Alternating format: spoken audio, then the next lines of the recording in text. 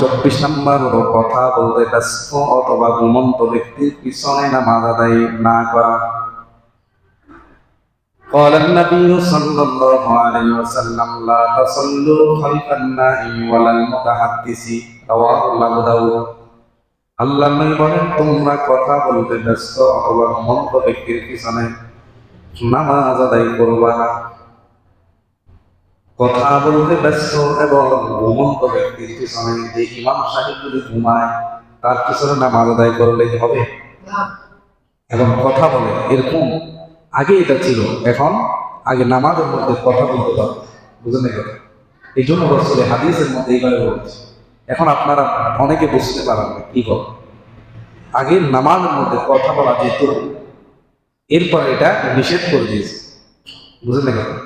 এই যে আমরা নামাজ 1 রাকাত 2 রাকাত না পেয়ে আমরা পরে পড়ি, আগে ছিল 1 রাকাত বা 2 রাকাত যদি নাও পেত, সাহাবায়ে কেরাম এসে জিজ্ঞাসা করতেন কয় রাকাত হয়েছে, তখন তার নামাজের মধ্যে বলে দিত, বুঝলেন? এটা সিস্টেম রহিত হয়ে গেছে।